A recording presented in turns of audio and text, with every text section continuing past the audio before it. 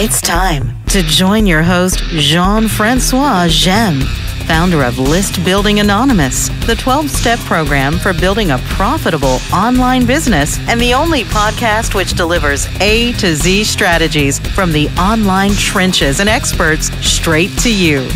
Hi, my name is Jean-Francois and I'm a list builder.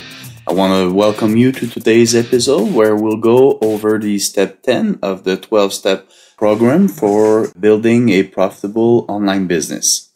The step 10 is we started to own email marketing, and email marketing is really one of the major components of an online business, and it's really important, but it stands at step 10 because there's so much other thing that come into play when it comes to our email marketing. And so it's important if you just start with this step, it's important that you go back and make sure that you go over the first 9 steps, because almost all of them are really important before you can own your own email marketing. So today we'll focus on 3 things, which are the frequency, the pitch versus value, and some of the do's and the don'ts. So first, the frequency. I got often many questions about that, and I see that many people are concerned with frequency and some kind of a fear of annoying their subscribers. What I always tell these people, and what I'm going to tell today, is that you need to email as often as you want or even need. I know that I've done in the past, and I know a lot of people that done up to 4 times in a single day. And what I do is also I set my systems to send at least 1 email per day. Most of the day it's 2. For sure, I don't do like a month back to back 4 times a day. That's just too much. But sometimes in some specific situation, for a couple of days, there could be up to like 3 or 4 times a day for maybe 4 or 5 days in a row when there's something special. For example, maybe a product launch, or if you set webinar, for example, for a specific date, or a live event in the prior day, there could be those kind of situation where you have more than 1 day with 4 times a day. But what's important to remember is that no matter the frequency, every email needs to have a reason for being sent. So just make sure that you're going to have a reason to send out each of these emails.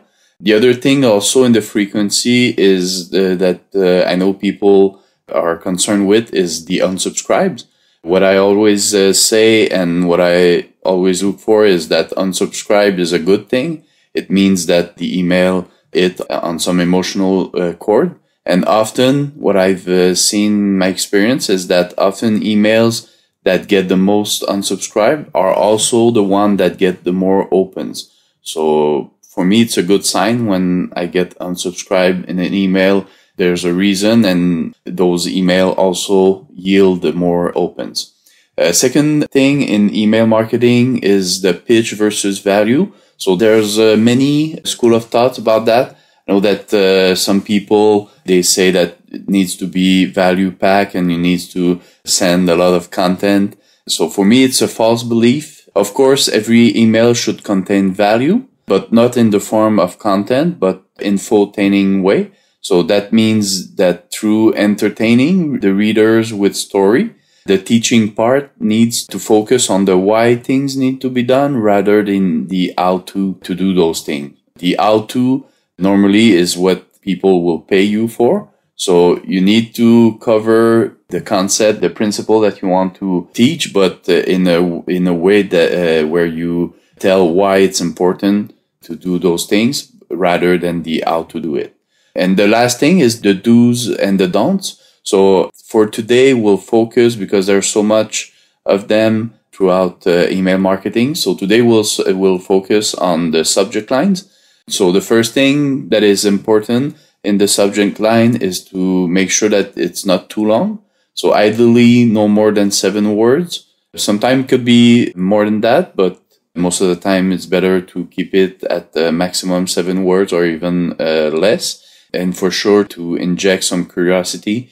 so that it compels people to open the email. The second thing is by injecting this curiosity, it's important that we relate the subject line to the email body so that when people open it follow a path between the subject line and the email body. The other thing also, it's better to start by writing the body of the email, and then when you're done with the body of your email, you focus on the subject line and try to find a subject line that will have that curiosity, but also that is related to the body of the email.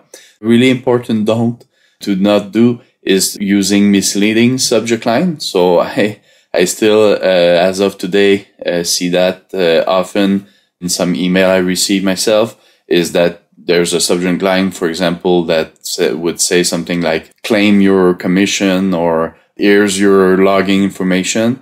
And you open the email and you see that it's not really that. It's just a way to have people to open the email, and then you have a link to some kind of offer. So that's really not good. I know that in my case, whenever I get these kind of subject line, I just unsubscribe from that list. I think it's really bad for our reputation. So another thing also really important is to be specific. So meaning that having our ideal client in mind, which is when I say at the beginning, it's important that you went through the other step before this one. One of the things is to be specific, is to have your ideal client in mind. So that will exclude other people, but that's a good thing, because the more you're able to speak to a specific person, the more you get a good response. So in this episode, we focus on the frequency we should email our list. We also talked about pitch versus value we should aim for. And lastly, we saw some of do's and don'ts about email marketing. So owning email marketing is a process, and we all need to practice and tweak all the time to find our voice. And even then, we need to continue tweaking. So next time we'll work this step. We'll go deeper on the copywriting aspect of this game. So now for the next episode, we'll do a part 2 of step 10, and we'll have one of the best people I know that can teach some insight about email marketing. So you don't want to miss this. I'll send you an email with revealing that guest name. And so for next week, we'll continue with step 11, which is all about the funnel, the internet marketing funnels. So that's another huge, important component of any online business. So I really encourage that you don't miss that episode as well. I want to also thank you for tuning in, and look forward to lock arms with you and together master these steps. Until then, I wish you an amazing journey. This is thepodcastfactory.com.